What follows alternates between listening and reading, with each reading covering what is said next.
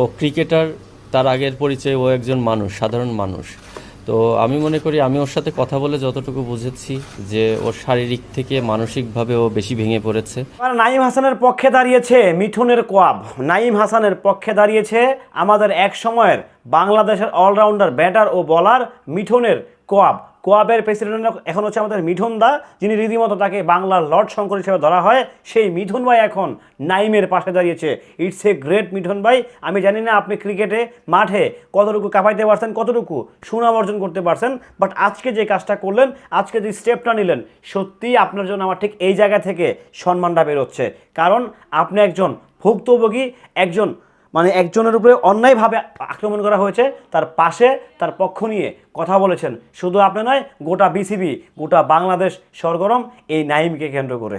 Hello everyone, আসসালামু আলাইকুম। শিমুল আছি আপনাদের সঙ্গে। নাঈম আমাদের একজন জাতীয় দলের খেলোয়াড়, যার উপরে অপ্রত্যাশিতভাবে অনেক কিছু ঘটে গেছে, এটা নিশ্চয়ই আপনারা অনেকেই জানেন। সো এটাকে কেন্দ্র করে মোটামুটি বেশ বাংলাদেশ চরম উত্তাল। বিসিবি থেকে শুরু করে প্রত্যেকটা যারা ক্রিকেটকে ভালোবাসেন, যারা ক্রিকেটকে ওন করেন, যারা ক্রিকেটকে লাভ করেন, সবাই কিন্তু যে যার জায়গা থেকে বিবৃতি দিচ্ছে, স্টেটমেন্ট দিচ্ছে। সো সেই জায়গা থেকে কোয়াবটা কিছুদিন আগেও চরম সমালোচনার মুখে ছিল। আপনারা জানেন, ম্যাচ বয়কট থেকে শুরু করে নানা রকম ইস্যুতে উনি মিঠুন ভাই হচ্ছে নানা রকমভাবে ক্ল্যাশে চলে গিয়েছিল। সো তাকে খুব একটা ভিলেন হয়ে গিয়েছিল।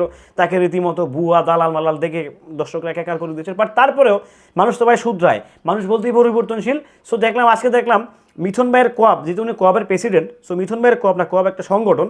সো ওই প্রেসিডেন্ট, কোয়াবের প্রেসিডেন্ট এখন রাইট নাও যিনি আছেন মিঠুন, উনি দেখলাম একটা বিবৃতি দিয়েছেন এবং কি উনি দুঃখ প্রকাশ করেছেন যে প্লেয়াররা তো আসলে স্বাধীনভাবে বাঁচতে চায়। স্বাধীনভাবে তো আসলে সত্যি প্রত্যেকটা প্লেয়ার, প্রত্যেকটা দেশের নাগরিক, প্রত্যেকজন মানুষই কিন্তু স্বাধীনভাবে সিকিউরভাবে বাঁচতে চায়। সো সেই জায়গা থেকে অবশ্যই নাঈমের বিচার পাওয়ার অধিকার আছে। এবং কি নট অনলি নাঈম, বাংলাদেশের প্রত্যেকটা প্লেয়ার কিংবা ইচ অ্যান্ড এভরি সিঙ্গেল নাগরিক সবার কিন্তু সেম নিরাপত্তা পাওয়ার অধিকার আছে। কিন্তু আমার ট্যাক্সের টাকায় তাদের স্যালারি হচ্ছে, আমি ট্যাক্স দিচ্ছি। দেখেন, আমি হয়তো হায়ার স্যালারি পাচ্ছি না, আমার স্যালারি থেকে ট্যাক্স ডিডাক্ট হচ্ছে না, সে ফর এক্সাম্পল, কিন্তু আমি কিন্তু যে একটা সিগারেট কিনি আমি সরকারকে ট্যাক্স দিচ্ছি, আমি যে একটা পান কিনি সরকারকে ট্যাক্স দিচ্ছি, ইচ অ্যান্ড এভরি পার্ট থেকে আমি সরকারকে ট্যাক্স দিচ্ছি। সো আমাকে তো সরকার নিরাপত্তা দিবে, সেটা তো সরকার দায়বদ্ধ, তাই না? সো সেই জায়গা থেকে ডেফিনেটলি নাঈমের উপরে যেই অন্যায়টা, যে অত্যাচারটা হয়েছে, ইন্টেনশনালি হোক, জেনে হোক, বুঝে হোক, না জেনে হোক, না বুঝে হোক, যেভাবেই হোক, তার ভিতরে একটা চরম লেভেলের টর্চার। এবং এটা আসলে আমাদের জন্য লজ্জাজনক একটা ব্যাপার যে আমাদের দেশের ন্যাশনাল টিমের প্লেয়ারগুলো হচ্ছে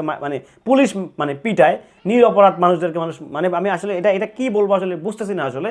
যাই হোক, পুলিশও মোটামুটি বেশ ভালো দেখলাম, অ্যাকশনে গিয়েছে। আসলে পুলিশ কোনো ব্যক্তির অধীনে চলে না। বাংলাদেশ পুলিশ এটা একটা সংবিধানের একটা অংশ, তাদের একটা আইন বাস্তবায়ন করে, যারা হচ্ছে দেশটাকে নিয়ন্ত্রণ করে। সো ডেফিনেটলি এখানে পুলিশ দেখলাম, পুলিশেরও খুব তৎপরতা দেখলাম, যারাও খুব ভালো ওনারা ইনিশিয়েটিভ নিয়েছে, যারা হচ্ছে অন্যায় করেছে, যারা হচ্ছে নাঈমের উপরে আঘাত করেছে, তাদেরকে তাৎক্ষণিক প্রতিক্রিয়া বরখাস্ত করা হয়েছে। এটা অবশ্যই এটা খুব ভালো একটা চূড়ান্ত লেভেলের ডিসিশন নিয়েছে বাংলাদেশ পুলিশ। নিঃসন্দেহে এটার জন্য একটা ক্ল্যাপ হয়, কারণ ওনারা ভালো কাজ করেছে। সব পুলিশ কিন্তু ভাই এক না, সবাই হাতের পাঁচটা আঙুল কি সমান? সো এক একজনের ইন্টেনশন, এক একজনের কথা বলার ধরন এক এক রকম।